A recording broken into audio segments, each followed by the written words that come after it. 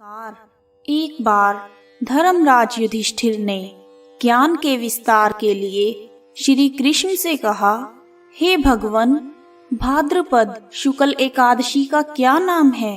कृपा करके मुझे इसकी विधि तथा इसका महात्म्य कहिए।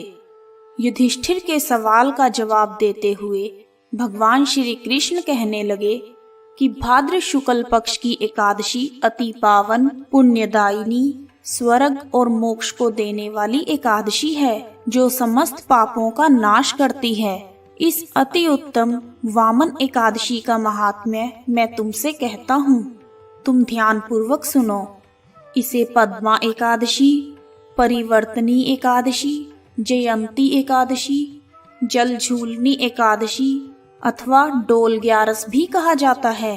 अगर कोई व्यक्ति इस एकादशी के दिन यज्ञ हवन करता है तो उसे वाजपेय यज्ञ का फल प्राप्त होता है। पापियों का नाश करने के लिए इस व्रत से बढ़कर और कोई उपाय नहीं है।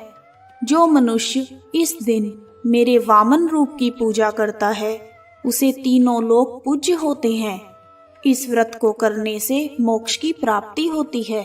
जो भी भाद्रपद शुक्ल पक्ष की एकादशी को व्रत और पूजन करता है उसे वही फल प्राप्त होता है जो फल ब्रह्मा विष्णु सहित तीनों लोकों का पूजन करने से प्राप्त होता है।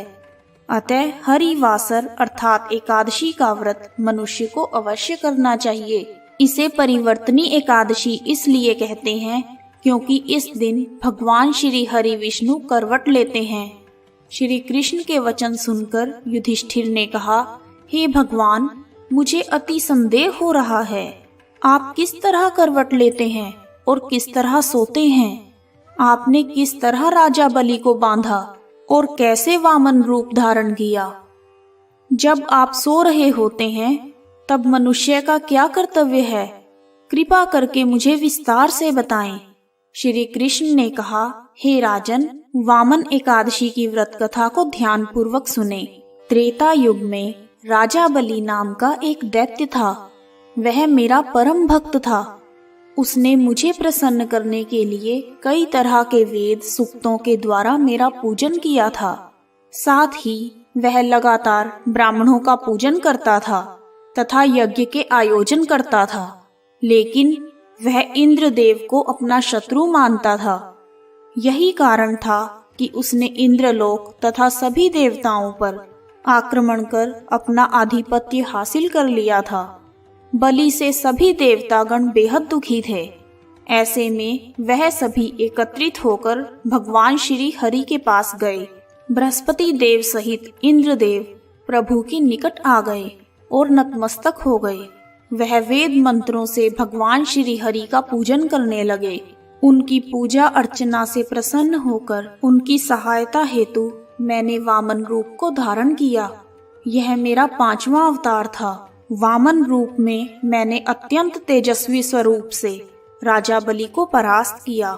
इतना सुनकर धर्मराज युधिष्ठिर बोले, हे जनार्दन, वामन अवतार में आपने दैत्य महाबली को कैसे जीता? श्री कृष्ण ने कहा, जब मैं राजा बलि के पास गया तो मैंने उनसे 3 पग भूमि की भिक्षा मांगी। राजा बलि ने इस इच्छा को तुच्छ समझा और मुझे वचन दे दिया वह मुझे 3 पग जमीन दे देगा।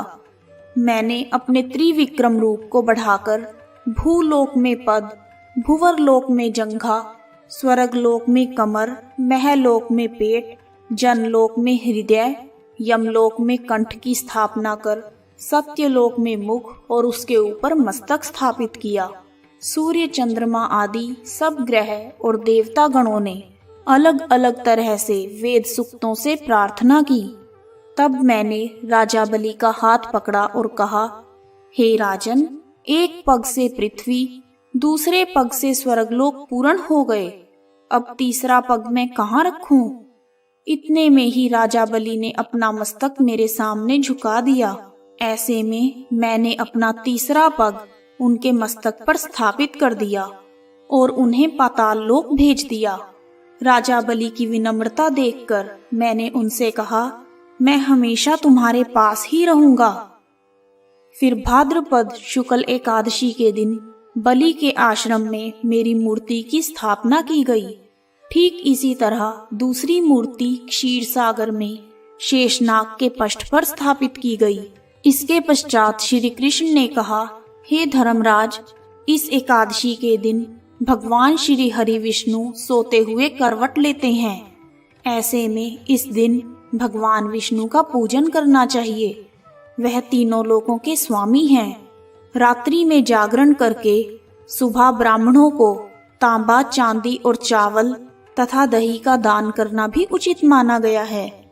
अगर इस व्रत को विधि पूर्वक किया जाए तो मनुष्य सभी पापों से मुक्त हो जाता है। वामन एकादशी की यह अति पावन कथा पढ़ने और सुनने मात्र से ही व्यक्ति को 1000 अश्वमेध यज्ञ का फल प्राप्त होता है।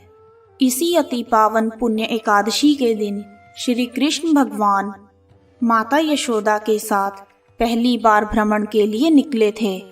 इसीलिए इसे डोल 11 के रूप में भी मनाया जाता है। इस दिन श्री कृष्ण भगवान के बाल रूप की झांकी को सजाया जाता है। श्री कृष्ण भगवान के बाल रूप का श्रृंगार करके उनके लिए डोल तैयार किए जाते हैं। डोल को बहुत सुंदर भव्य रूप में झांकी की तरह सजाया जाता है। फिर नगर में ढोल नगाड़ों, नाच गानों के साथ इनकी यात्रा निकलती है। पूरे नगर में प्रसाद बांटा जाता है। जिस स्थान में पवित्र नदियां जैसे नर्मदा, गंगा, यमुना आदि होती हैं, वहां श्री कृष्ण भगवान जी को नाव में बैठाकर घुमाया जाता है।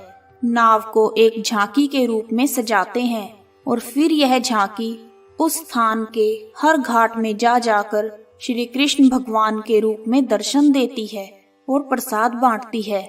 कृष्ण भगवान के इस मनोरम दृश्य को देखने के लिए हर घाट पर लोगों की भीड़ जमा रहती है।